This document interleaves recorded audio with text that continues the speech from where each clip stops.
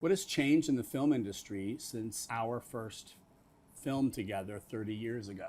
Like, how much time do you have? Thank you. Hi, I'm Todd Haynes, the director of the Velvet Underground film. And I'm Christine Vachon. I'm one of the producers. Okay, here comes the first one.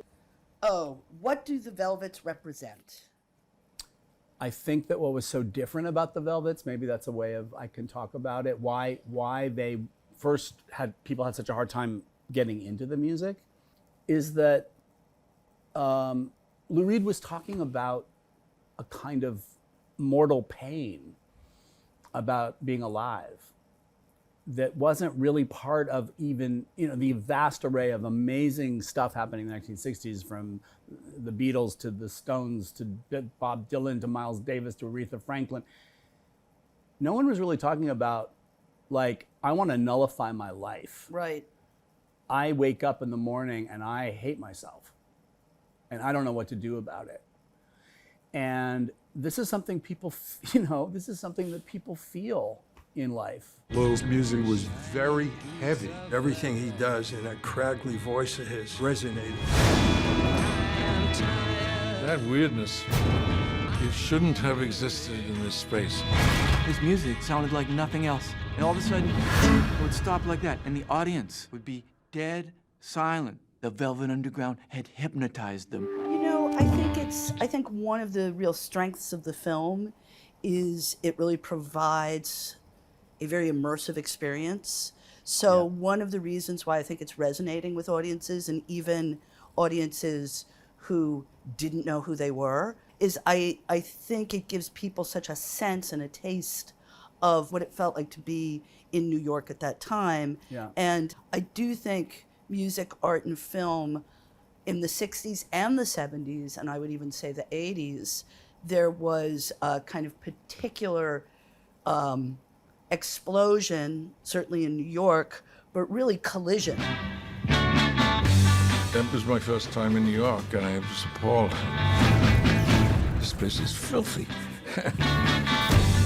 Cinema, money, parties.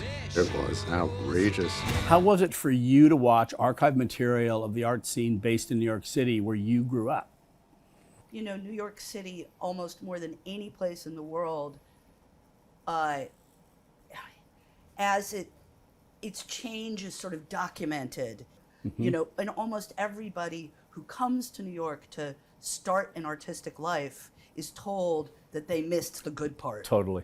So you come in the 50s, you missed the 40s. Right. You come in the 60s, you blew it because you missed the 50s. Right. So there's sort of a history of that where you can't ever point your finger and say, no, I was there at the exact right time, because there never was one. Right. We have all come here together. Over there, Andy Warhol. Is it still possible to be avant-garde as an artist nowadays, as the Velvets and Andy Warhol were?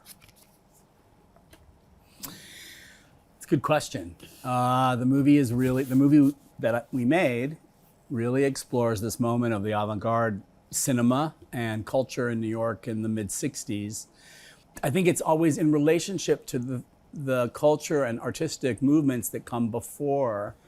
In that particular way, it's particularly hard to think of where the avant-garde, cinema might reside today. Mm-hmm.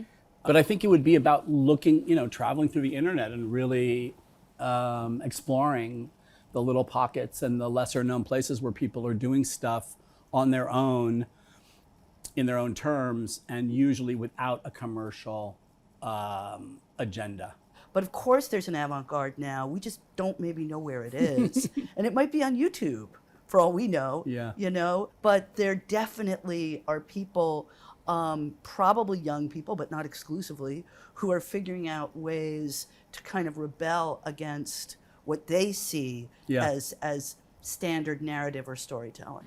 Right, so I think this one's from a filmmaker. It's actually from James and Peter. Was Lou Reed good in interviews? I thought they were going to say, was Lou Reed good in bed? And in both cases, I'm unable to answer the question. because Lou Reed is not with us, sadly. And so he was not somebody I was able to interview for the movie. And that was a creative challenge, a sort of structuring element for how we approached this film with his absence. And sometimes the thing you don't have is the thing that generates the most sort of creative thinking and problem solving and, ideally interesting results. Right. It also, I think, creates a kind of yearning for Lou, which I think In the film. Yeah. as you watch it. And I think that desire for Lou was something that was real and operative during the time, the people who knew him, because he was out of reach even when he was there. We have this chance to combine music and art and films all together.